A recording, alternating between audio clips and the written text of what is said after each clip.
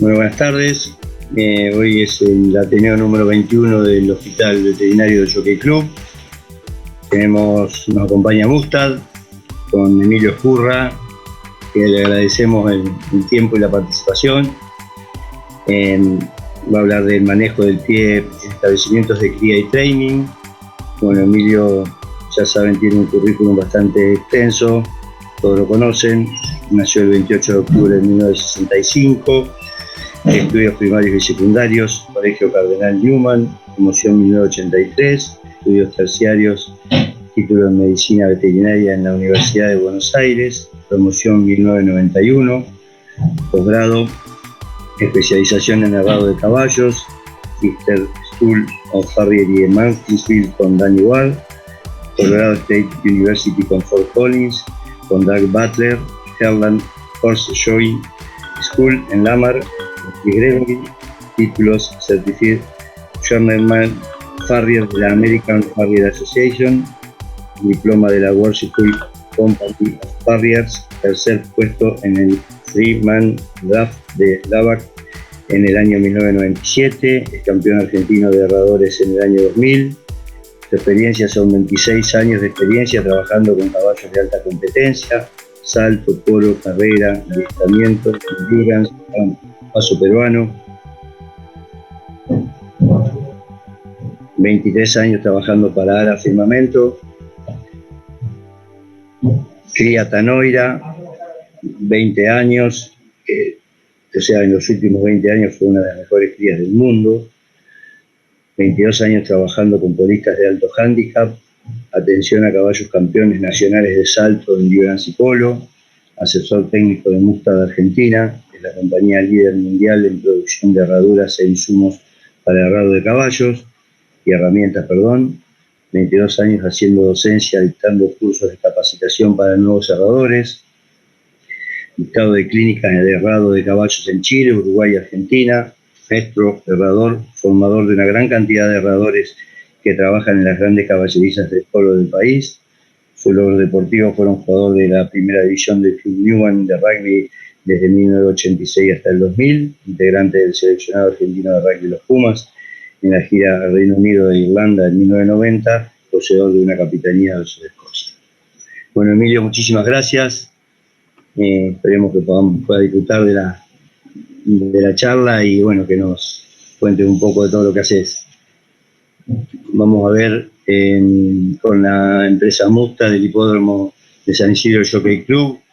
Hemos hecho un acuerdo para dar cursos durante este año, así que va a ser un aporte a todos los herreros y también van a tener un lugar en la herrería del hospital preparado con herramientas y con herraduras para quien tenga que usarlo, caballos que vienen a correr del interior o algún herrero que necesite hacer algún herraje dentro del hipódromo, tiene un lugar adecuado para hacerlo. Así que le agradecemos mucho a Mustad también el apoyo. Tenemos un video de presentación del lugar y también de un laboratorio que estamos iniciando de medicina regenerativa y un laboratorio de microbiología dentro del hospital. Así que ahora, si podemos presentarlo, se lo vamos a mostrar.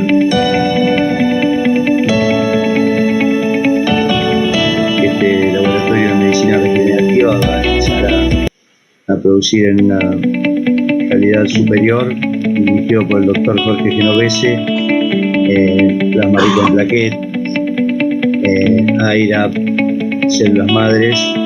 Esperemos que lo puedan aprovechar como aporte a la medicina veterinaria y el tratamiento de agresiones de los caballos.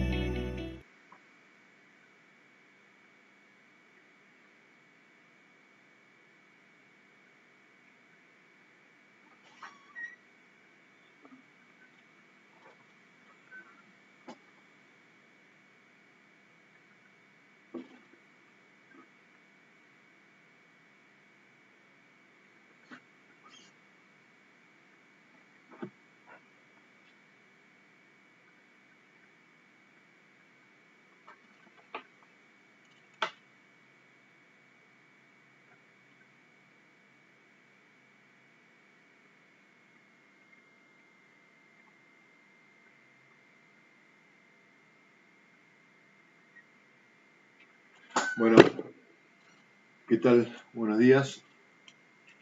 Muchas gracias, Alberto, por tu presentación. Muchísimas gracias. Gracias, Hipódromo de San Isidro, por la invitación. Gracias, Mustad. La verdad que es un placer para mí poder compartir con ustedes, bueno, la experiencia adquirida a lo largo de 26 años de trabajo en el tema del pie equino.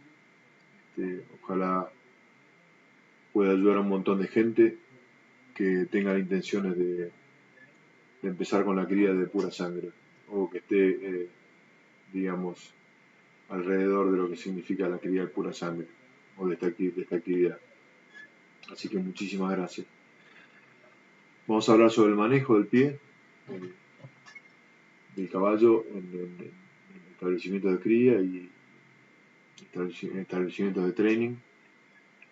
Simplemente vamos a hablar de manejo, de todo lo que incluye lo que es el pie del caballo. No me voy a detener en hilar muy profundo porque no nos va a dar el tiempo, simplemente conceptos básicos como para tener una buena idea de lo que deberíamos hacer y cómo encarar los distintos problemas que nos podemos llegar a encontrar. Así que bueno, sin duda el capítulo de manejo de los cascos dentro de una población equina en Aras para mí merece una especial atención, ya que de ello depende en gran medida el futuro del animal. Hay una frase muy famosa, tan famosa como elocuente, que dice que sin pie no hay caballo. Los ingleses la han popularizado como no hoof, no horse, y realmente es una frase muy real. Y yo creo que toda persona que tuviera la intención de criar caballo de carrera debería tomar esta frase como una bandera. No me está pasando el PowerPoint, a ver, perdón. A ver si está, gracias.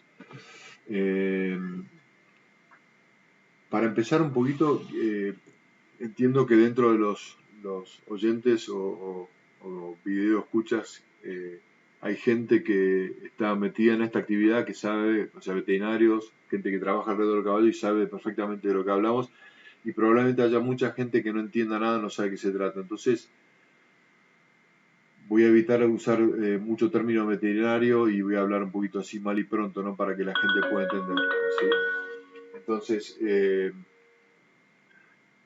para empezar a hablar, les quiero mostrar un poquito de qué se trata el casco, ¿sí? Tenemos acá un casco, una visión, como si estuviéramos viendo el casco desde arriba, como esta, por ejemplo, ¿sí? Y visto de abajo, con las distintas partes que conforman el casco. ¿Sí? Tenemos una estructura fundamental que es la muralla que se ve acá a todo alrededor, que va de punta a punta, desde los talones, la parte más posterior, ¿sí? De los talones, pega toda la vuelta al casco y llega hasta el otro talón, del otro lado. ¿Sí? Tenemos una estructura importante triangular que se ve acá, que es el candado o la ranilla. Después vamos a hablar un poquito sobre las distintas funciones de cada una.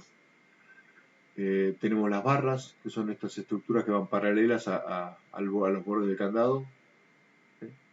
Estas dos estructuras tienen exactamente la misma estructura que la muralla y son fundamentales, a mi juicio, tal vez junto con la parte del talón, la parte más importante del pie equino. Después vamos a ver por qué. Tenemos esta parte que vemos acá, que es la palma del animal, ¿sí? La que ocupa casi mayor espacio.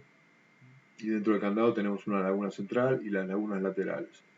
Tenemos una línea blanca acá, que se llama la línea del Sauco, línea blanca, que es la que divide la muralla de la palma. ¿Sí? Estamos hablando así a grandes rasgos, ¿sí? Más que nada para que se entienda que hablamos cuando eventualmente hablemos de alguna enfermedad. Dentro de lo que es la muralla vista de arriba, tenemos esta parte superior, ¿sí? Que es la que se va a unir a la piel. Que si vemos que por dentro tiene como esta fosita ahí, que ahí es donde reposa el rodete coronario, que es una estructura fundamental de la cual también vamos a hablar también, ¿sí? Entonces, ¿En qué consiste el manejo de los cascos en un ara? Consiste básicamente en el mantenimiento e higiene de la vasadura de cada uno de los individuos del aras. Y el control de estas dos premisas es esencial para la sanidad del pie. Los cascos, al igual que las uñas del ser humano, crecen constantemente y es por ello que se hace muy necesario un corte periódico, un desvase, para mantener la estructura anatómica, la fisiología y la mecánica del pie dentro de parámetros normales. La acción del desvasado periódico es exactamente a lo que me refiero cuando hablé de mantenimiento e higiene. Además, el desvasado puede ayudar a prevenir potenciales problemas que pueden comprometer la sanidad del mismo. Dentro del establecimiento de cría conviven distintas categorías de animales. Tenemos padrillos, tenemos yeguas, madres, tenemos productos al pie, productos destetados hasta el año, año y medio. Los productos de cuida hasta la venta, caballos de trabajo, yeguas amas, y cada una de ellas requiere una especial atención. Aunque estoy totalmente convencido de que todas esas categorías, hay una para mí que debería ser la más importante a lo que es, en cuanto a lo que es el cuidado y el manejo, ¿no? Que es la que va desde el nacimiento hasta los 9 meses de edad. Yo les quiero mostrar acá para que vean un poquito de qué se trata, ¿no? Que sobre todo la gente que por ahí no entiende mucho el tema de qué se trata, tienden a pensar que el casco se ve algo como en este cuadro de Molina Campos, ¿no? Un vaso fuerte, bien compacto, sin problemas, ¿no? Y no entienden mucho. Sin embargo, uno cuando está en la cancha, en la de todos los días, se encuentra con cosas como estas, ¿no? Entonces, por eso la importancia de prepararse en este tema y estar preparado para saber cómo tratar distintos tipos de casos. Fíjense la variedad de los distintos tipos, ¿no? de vasos con los cuales nos podemos encontrar. ¿A qué edad debería comenzar el tema del desvasado o el manejo del desvasado? Hace muchísimos años, probablemente cuando no se conocía mucho del tema, es probable que se hiciera a edad avanzada, ¿no? Y a medida que fue pasando el tiempo, es probable con el aumento del conocimiento en el tema se haya empezado a hacer un manejo diferente, ¿no?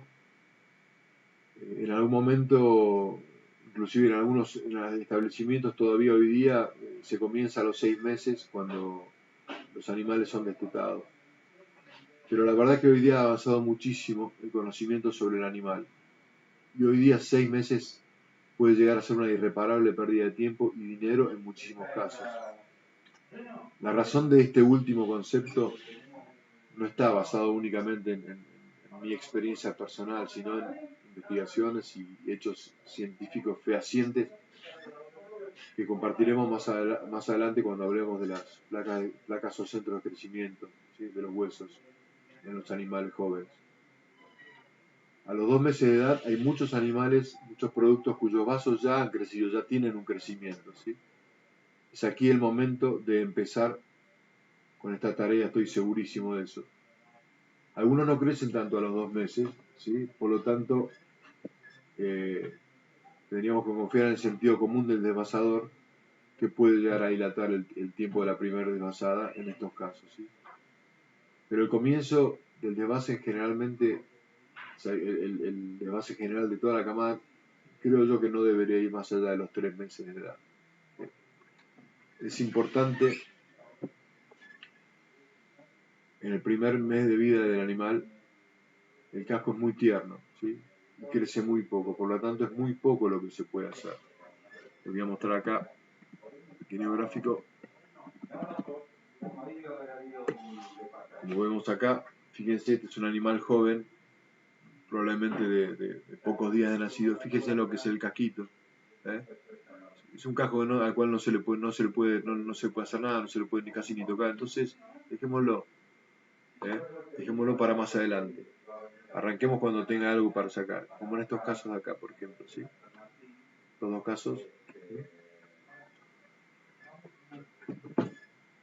Entonces, el concepto es que en el primer mes de vida es muy poco lo que se puede hacer. Ahora, hay una excepción, ¿no? Que son los casos problemas. y aquellos casos que revisten un problema inmediatamente, bueno, entonces esos animales deben recibir un manejo diferencial, tal como lo veremos más adelante cuando hablemos de las patologías, las potrillos. Ahora es muy importante esta edad, muy importante esta edad, y esto se ve muy bien acá en este gráfico, donde los animales están en pleno crecimiento y desarrollo de esa piedra fundamental que son los cascos. Es imprescindible respetar su anatomía, y en eso quiero ser terminante.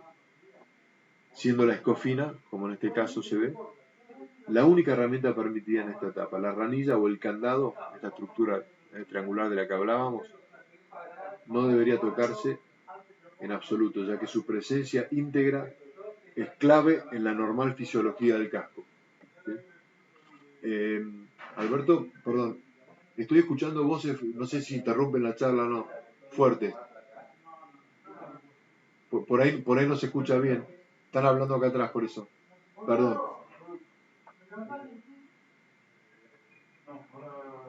Bueno, disculpas. Bueno, la persona a cargo de esto. Ahora, hablemos un poco del operario. ¿Quién debería ser la persona a cargo de esta tarea?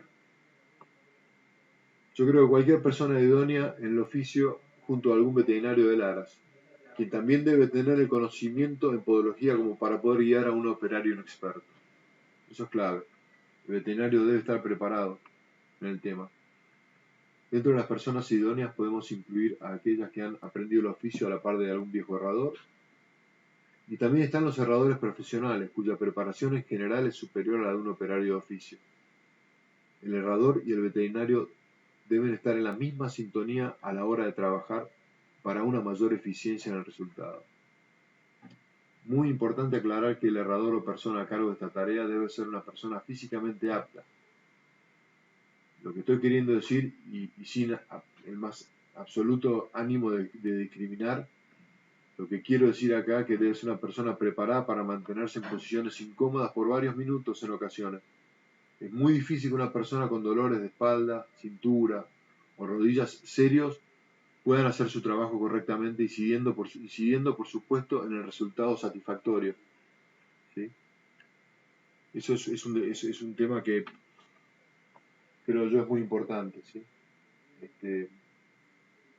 Hablemos un poquito de anatomía, ¿no? Anatomía, fisiología, patología y la mecánica del movimiento del pie. Pero por una cuestión de practicidad y teniendo en cuenta a lo que apuntamos con esta charla, vamos a referirnos a la anatomía y la fisiología del dedo, que es la misma tanto en el miembro anterior como en el posterior. Entonces, vamos a ver los componentes óseos. El dedo del caballo está compuesto por 3 huesos principalmente. Lo vemos acá en este gráfico.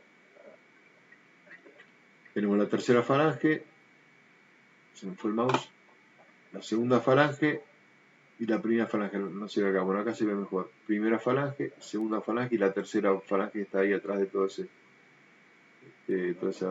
paquete circulatorio. ¿Sí? Lo vemos acá también. Primera, segunda y tercera falange. Además de estos 3 huesos principales, existen otros huesos accesorios llamados sesamoides. Los sesamoides son estos que están acá, son los sesamoides proximales, los que están más arriba. Y en la articulación, esto se encuentra en la articulación del gran metacarpiano, que es este hueso, o metatarsiano en la pata, ¿sí? Con la primera falange, que están por detrás, el aspecto caudal, la parte de atrás. Son 2 huesitos de forma triangular, con la articulación del nudo. Y después están en la articulación entre la segunda y la tercera falange, por detrás, está el sesamoide distal o huesito navicular, es ese huesito que encontramos ahí. Podríamos incluir también acá, pese a no ser de consistencia ósea, los cartílagos alares de la tercera falange. ¿Sí? Sería un poco esta estructura. ¿Sí? que vemos acá. Tenemos componentes tendinosos, tendón del músculo flexor profundo, del músculo flexor superficial, lo vemos acá.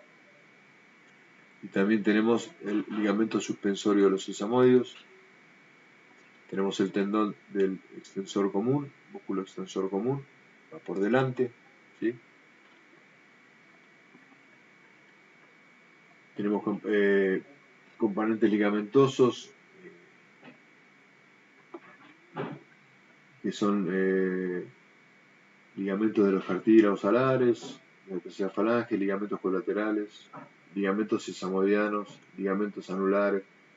También podríamos incluir aquí a las vainas y bolsas sinoviales. Tenemos componentes vasculares, como vemos en esta imagen, ¿sí?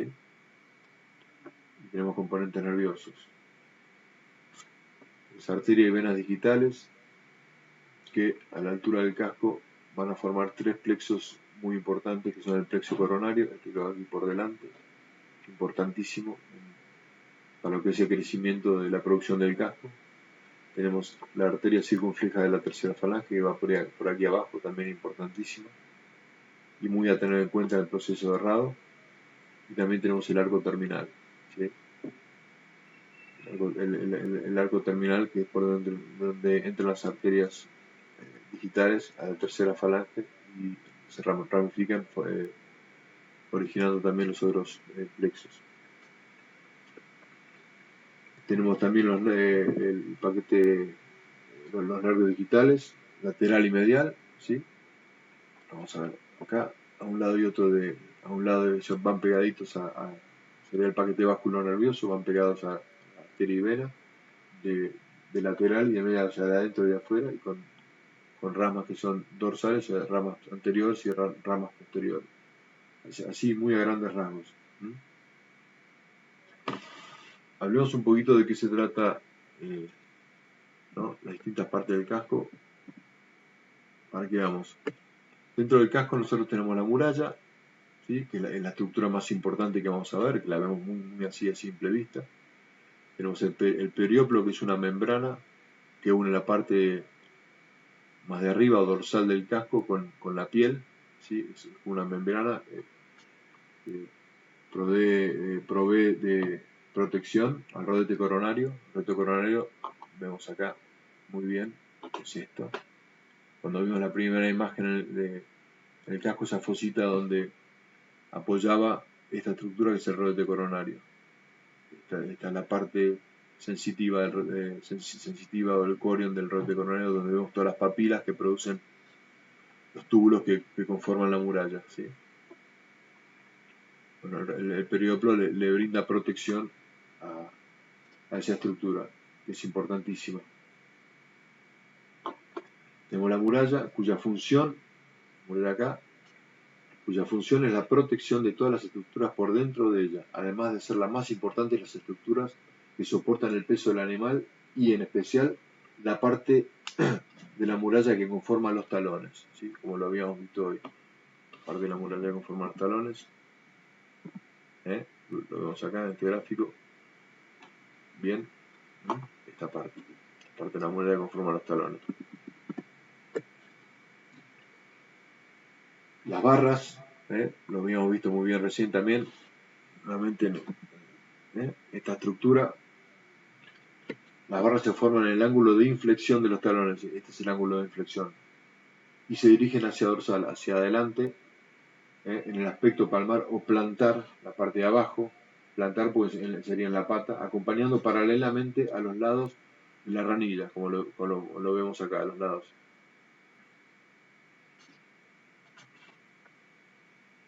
Tiene la misma estructura de la muralla y delimitan a las lagunas laterales de la ranilla junto a esta estructura. Forman junto a los talones una estructura fundamental de apoyo del pie. Después tenemos la palma, la vemos ahí, la palma, o la suela, cuya función es la protección de las estructuras por dentro de ella. El candado de la ranilla, vemos acá esta estructura triangular, también protege a las estructuras por dentro de ella, y actúa como antideslizante. Provee tracción, interviene en la expansión del casco, en la fase de apoyo y en la absorción del golpe.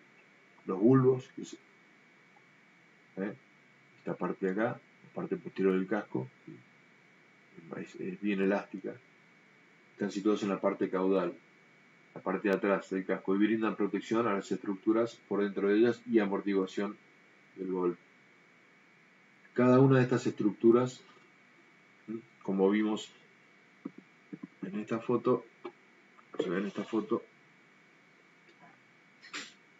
tiene su contraparte sensitiva, el corion, ¿sí?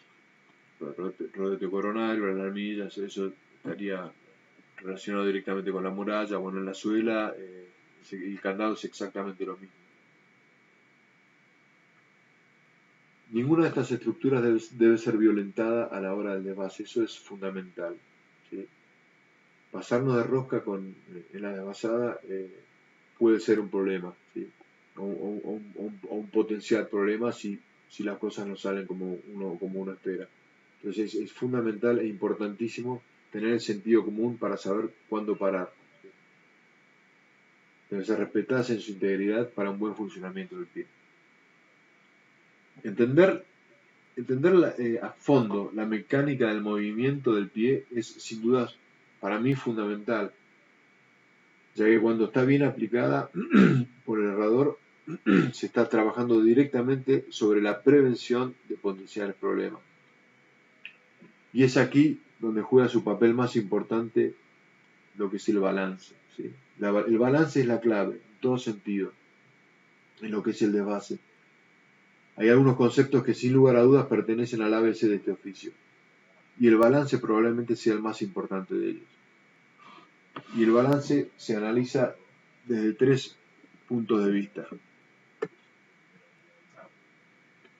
El pie visto de adelante, ¿sí? Visto dorsal, o sea, de frente, o de atrás, imaginemos visto de atrás.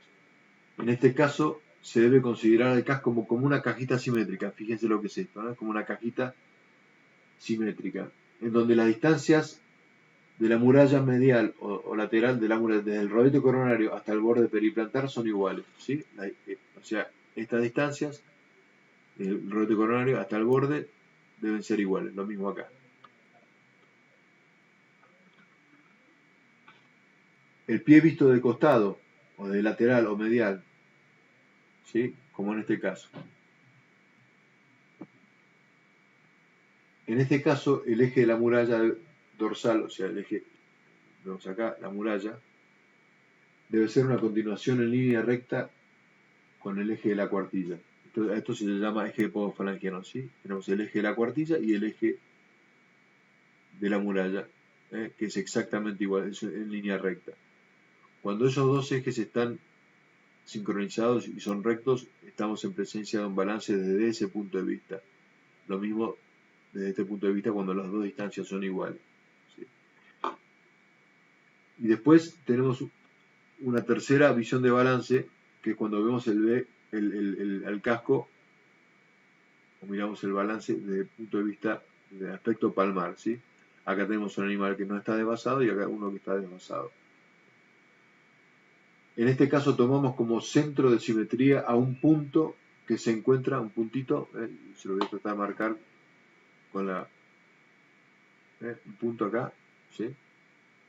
Un punto que se encuentra en un animal de tamaño promedio, hablemos de un animal de tamaño promedio, se encuentra a 1,5 o 2 centímetros, centímetro y medio, 2 centímetros, hacia caudal del vértice del candado. Voy a borrar. Caudal del vértice desvasado. Fundamental que esté desvasado, si no nos da una falsa lectura. Y alrededor de este punto las distancias hasta el borde periplantar de la muralla y la base de la ranilla deben ser iguales. ¿Qué quiere decir esto? Lo voy a explicar acá. Alrededor de este punto, todas las distancias del punto hacia el borde perimplantar y hacia la base del candado deben ser iguales. O en lo posible, lo más pareja posible. ¿Sí? De acá a acá y de, bueno, viendo acá, de acá a acá. Vemos que está bastante balanceadito este. Sin embargo, a pesar de no estar desvasado, pero bueno, una desvasado queda muy bien. ¿sí? Las distancias son muy parejas. La persona a cargo de esta tarea debe conocer estos conceptos como la palma de su mano, y de no ser así, el veterinario debería ser la mano derecha del operario. Allí reside en un altísimo porcentaje el éxito de este manejo. Hacer exactamente lo mismo y de memoria en cada individuo siempre va a ser mejor que no hacer nada, aunque no sea lo más eficiente, ya que cada animal tiene necesidades diferentes, teniendo en cuenta su conformación y estructura anatómica de los cascos. Conocer y entender cada una de las estructuras anatómicas que conforman el pie equino y qué función cumple cada una de ellas es fundamental. Aunque sería un buen ejercicio conocer de memoria, en este sentido, los miembros anterior y posterior. El pie equino, vamos a pasar a hablar un poquito de los problemas que podemos afrontar. El pie equino puede ser afectado por múltiples enfermedades, ¿sí?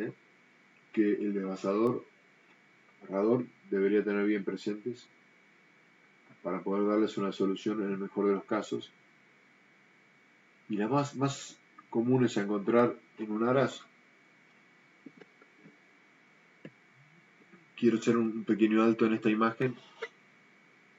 Para mí esta es una de las herramientas más importantes que tiene el herrador y debe saber manejarla, que es la pinza dentada.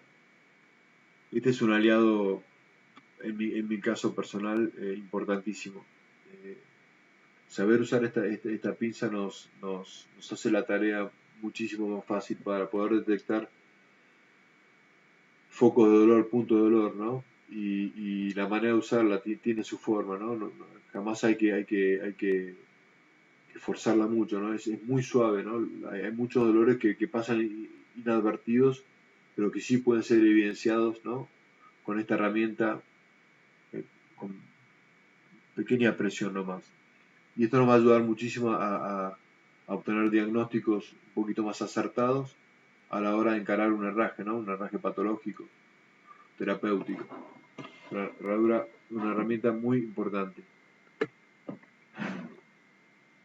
Hablemos de podermitis séptica, conocida comúnmente como barro negro.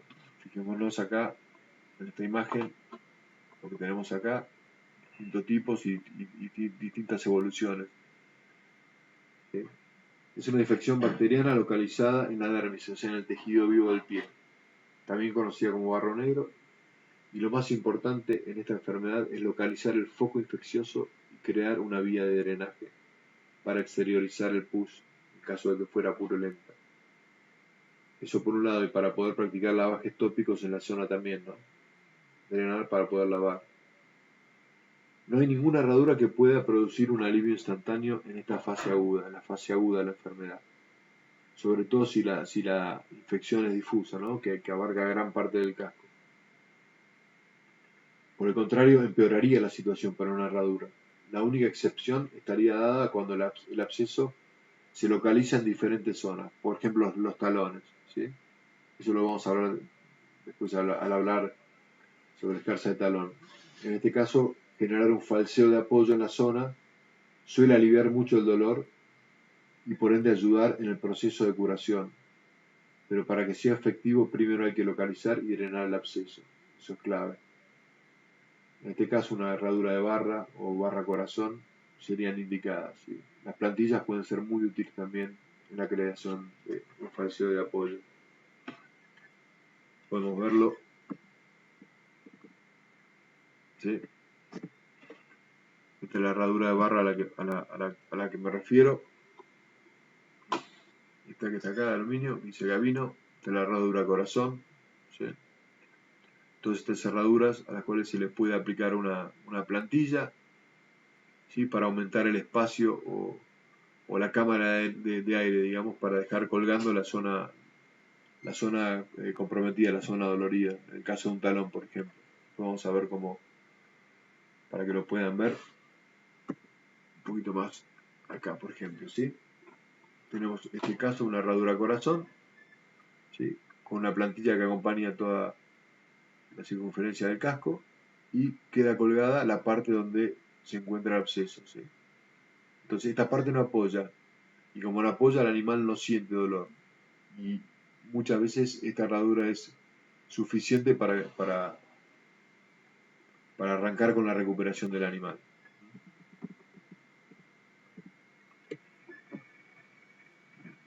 Vamos a hablar de las fracturas de muralla. Muy común.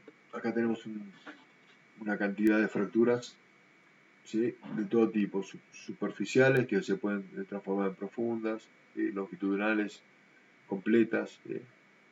Fíjense esta. Esta es una fractura horizontal. Esta es una combinación de una horizontal con vertical. ¿Sí? Lo mismo en los talones oblicuas, ¿sí?, o parte en los talones. Cuando se pierde la solución de continuidad en el tejido de la muralla, podemos decir que estamos en presencia de una fractura de la misma.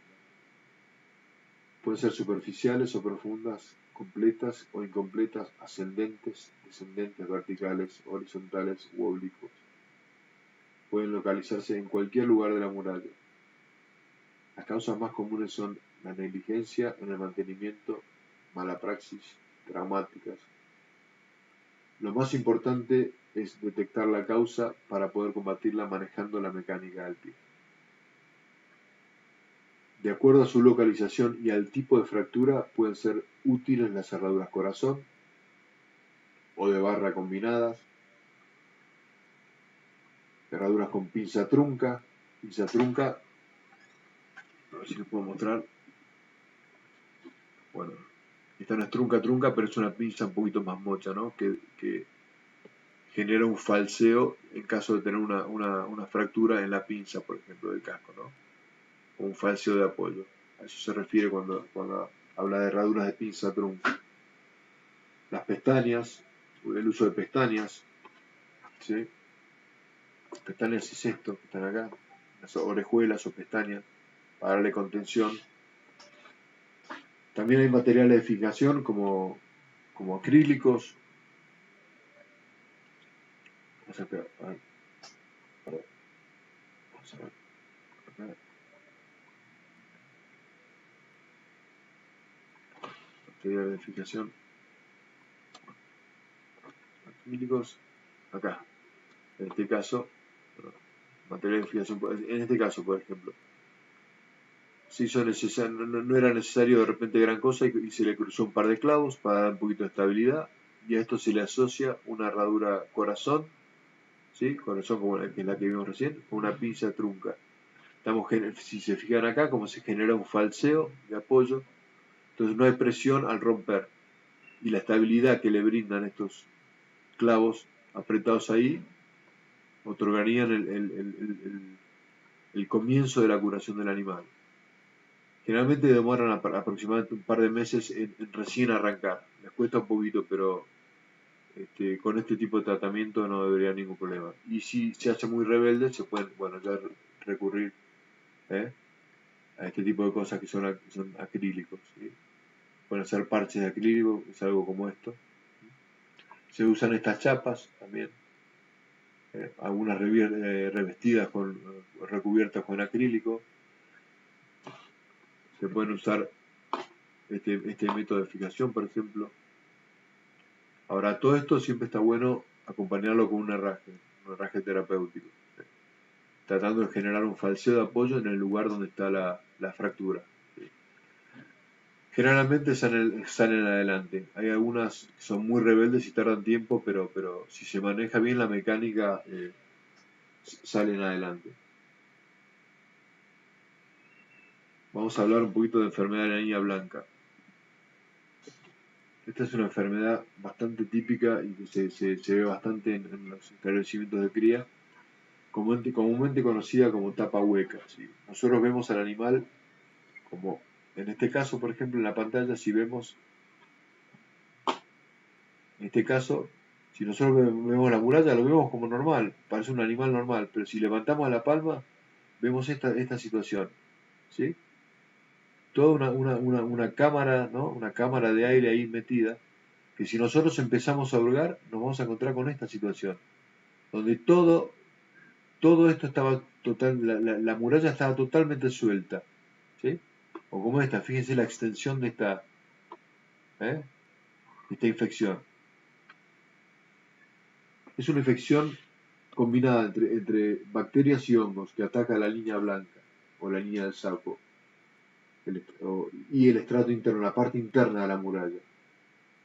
Se va desintegrando la muralla interna, se pierde de esta manera la unión natural con la tercera falange. Externamente el casco suele tener apariencia normal, aunque de su aspecto palmar plantar se ve la pérdida de la sustancia de la muralla interna. Pueden comprometer 1, 2, 3 o los 4 cascos. Lo más común es encontrar solo un casco comprometido. Generalmente cuando el animal comienza a claudicar es porque la infección es muy extensa y se ha perdido gran parte de la unión con la tercera falange, hasta el punto de infosarse, por ejemplo, se infosan, cuando pierde esa unión, se infosan. Ante la más mínima sospecha de esta enfermedad, lo indicado es la resección del tejido infectado en su totalidad hasta llegar a un tejido sano, tal como vemos acá en el gráfico, ¿sí? Por ejemplo, acá o acá. En infecciones extensas, el soporte de la tercera falange es clave. La herradura corazón o cualquier otra que cumpla esa función es la indicada. Yo hablo mucho de la herradura corazón porque la herradura corazón es una herradura que a mí, la verdad que ha sido un baluarte en mi vida, para un montón de cosas. Y la verdad que es un arma importantísima para solucionar un montón de problemas. Entonces, ante una situación como esta, nosotros podemos, por ejemplo, como esta infección, una vez limpiado, es probable que la muralla a nivel de los talones, ¿sí? Nos quede sana, toda la parte dorsal está infectada, entonces eso hay que abrirlo, hay que sacarlo, y obviamente eso no soporta un clavo porque no hay forma de poner un clavo ahí, pero nos tenemos que valer de la parte sana del casco para por ahí forjar una herradura y de repente forjar claveras en la parte posterior, ¿sí? Para poder poner 2 o 3 clavitos, pestañas que ayuden a mantener la estabilidad de esa herradura, porque es clave que la herradura permanezca fija, permanezca puesta, ¿sí? Hay formas, y formas de rebuscárselas.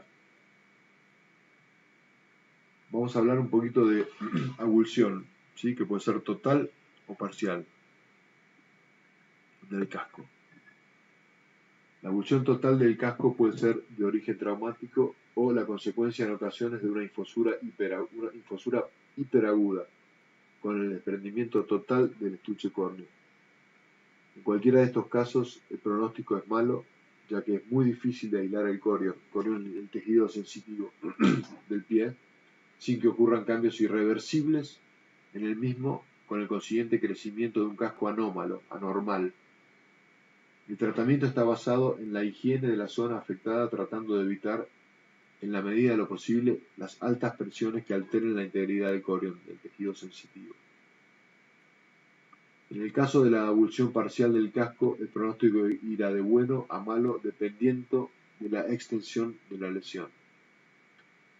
La higiene es fundamental, como también poder darle soporte a ese pie siempre y cuando la anatomía del casco lo permita.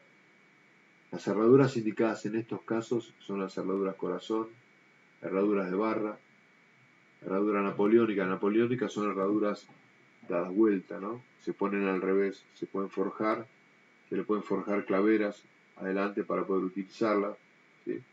Herraduras de falso cuarto, barra G, ¿sí? Y las pestañas ubicadas en lugares estratégicos de la herradura suelen ser de un gran aliado en estos casos, ¿sí?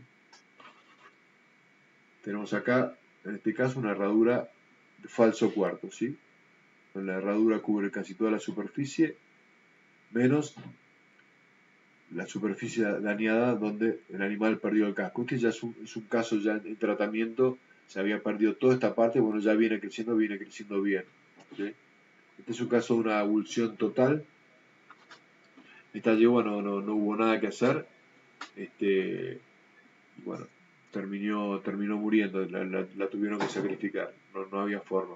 Y además después perdió el otro casco, la verdad que fue difícil Se pueden usar acrílicos una vez que ya comienza la recuperación, ¿no? y el tejido sensitivo se empieza a cornificar. Bueno, se puede usar el uso de acrílicos para componer la muralla o rearmar la muralla y así poder de repente agarrarla de una manera normal. ¿Sí? Es una enfermedad, una patología que suele encontrarse en los establecimientos de cría. Hablemos un poquito de encastilladura. ¿Sí? Vamos a ir acá, tenemos un caso. Perdón.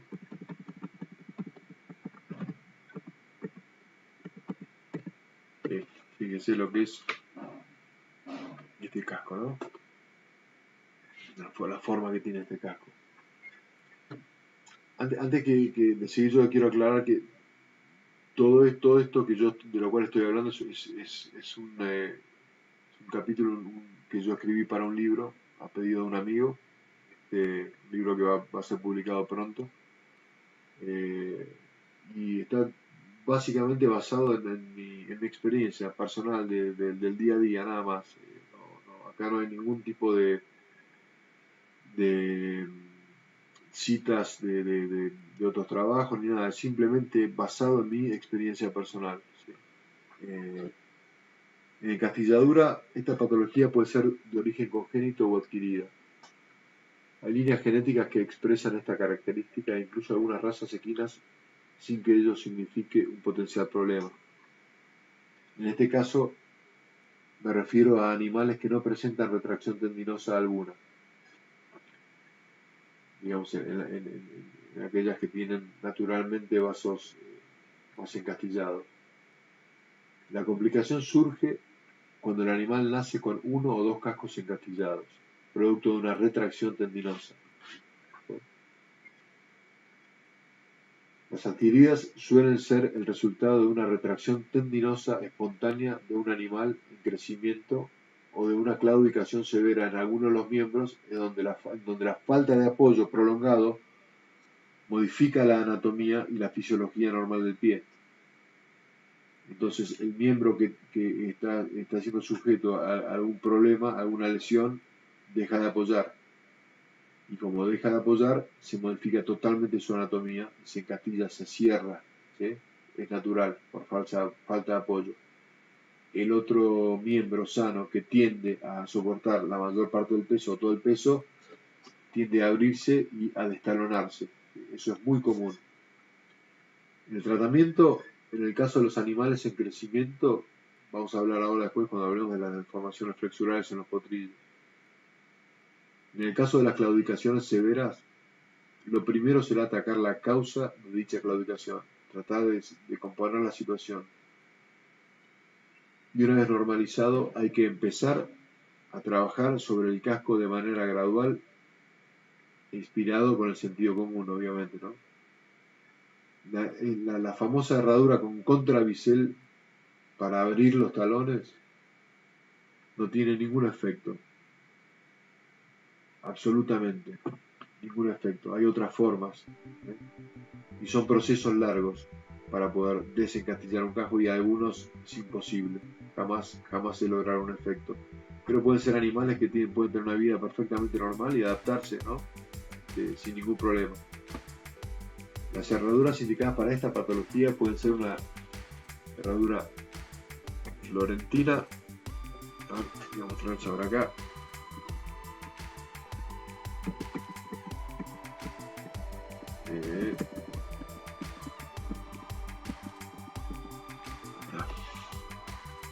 Esta herradura que vemos acá, herradura florentina, con una extensión dorsal, o sea en la parte de adelante, pero la clave está en levantar un poco los talones, ¿sí?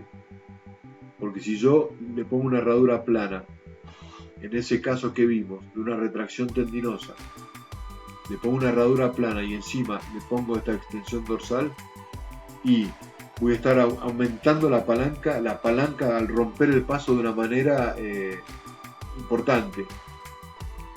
Por lo tanto, es muy posible que ese animal empeore su situación.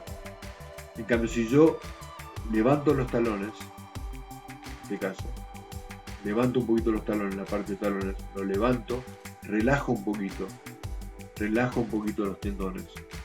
Y al relajar los tendones, el animal se siente más aliviado. Entonces, en ese caso sí pueda tener una opción con una extensión. La extensión la vamos manejando, ¿eh? Y eso es por prueba y error, ¿sí? Venía a mostrar un caso. Yo tengo